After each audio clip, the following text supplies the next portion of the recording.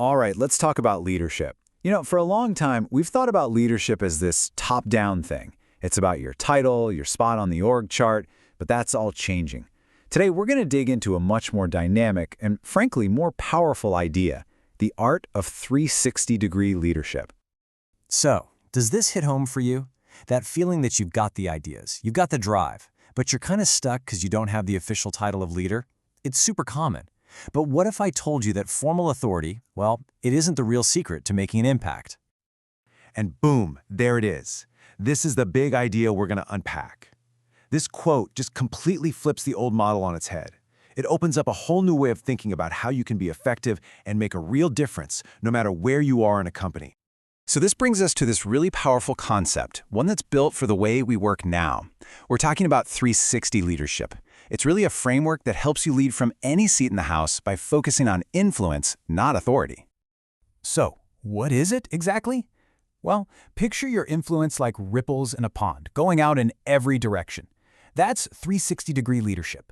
It's the skill of leading not just down to your team, but also up to your boss and across to your peers. It's all about creating alignment everywhere. Okay, to really get this, we're going to break it down into its three core parts.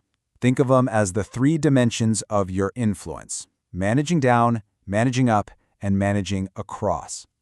Let's pick things off with the one most of us know best. Right. This is what we typically think of as leadership, guiding and inspiring the team that reports to you. But even here, the game has changed. It's so much less about command and control, and way more about creating an environment where people can truly shine and do their best work. Now, what's really cool here is how all these pieces fit together. You got to start with clarity, of course. But the magic ingredient is giving people the why, the context.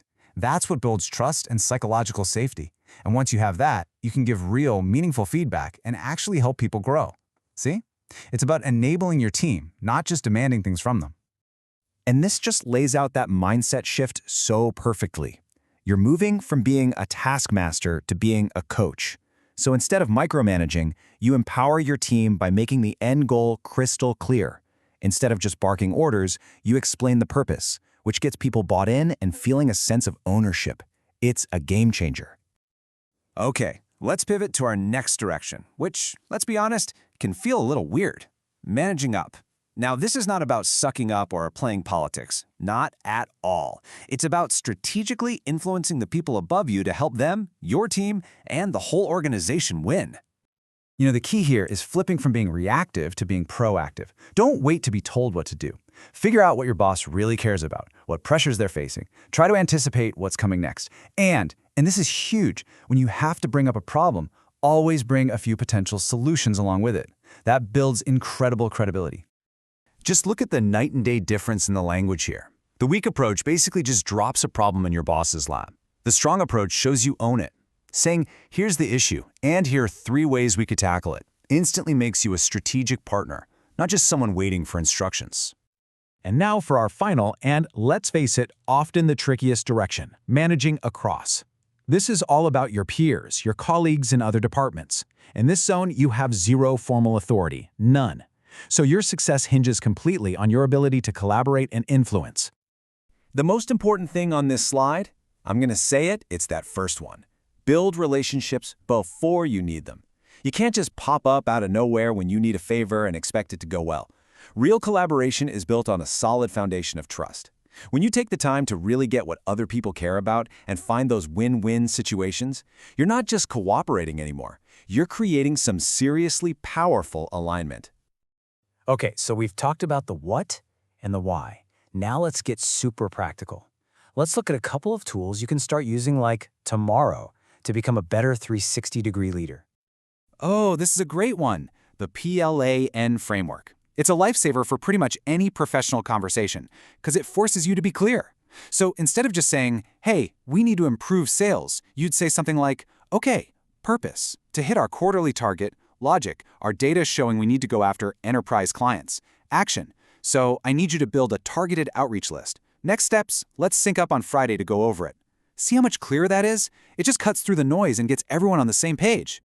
Now, if that PLAN framework is like the hardware, then emotional intelligence, EQ, is the operating system that makes it all run. Seriously, you can have the most brilliant logic, but if you don't have empathy to see where your colleague is coming from, you're not going to build trust. Without self-awareness, you might get defensive when someone gives you tough feedback. And active listening, that makes sure you're solving the actual problem, not just the one you thought you heard. EQ is the secret sauce that turns those authority gaps into real opportunities for connection and influence. So, theory is great, right? But let's see what this looks like out in the wild. Seeing these principles in action is what really makes them click. A perfect, textbook example of a 360-degree leader is Satya Nadella at Microsoft. When he became CEO, that company was famous for its internal battles and warring departments. He didn't just walk in with a bunch of new rules. He walked in with a vision for a totally new way of working together. And this just nails it. He managed down by completely transforming the culture from "we know everything" to "we're here to learn." He managed across by getting divisions like Windows and Office, who used to compete, to actually collaborate.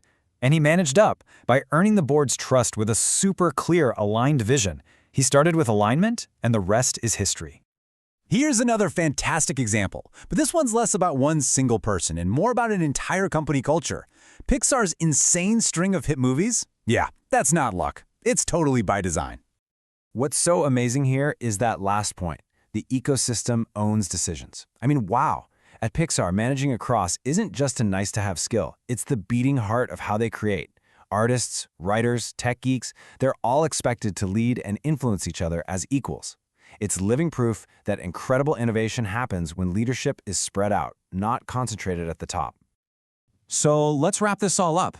What does all this mean for the future of work? And maybe more importantly, what does it mean for you and your career? This right here is the big takeaway. In a world with remote teams all over the place, fast-moving agile projects, and huge, complex challenges, there's no way one person at the top has all the answers. It's impossible. The leaders who are going to win are the ones who can be a hub, who can create alignment and coordinate amazing work across their entire network. And so we end right back where we started, with this incredibly powerful idea. It doesn't matter if you're fresh out of college or a C-suite executive. Your ability to really make things happen comes down to the quality of your relationships and your skill at influencing through trust and a shared vision. So the question I'll leave you with is, which direction are you going to focus on strengthening first?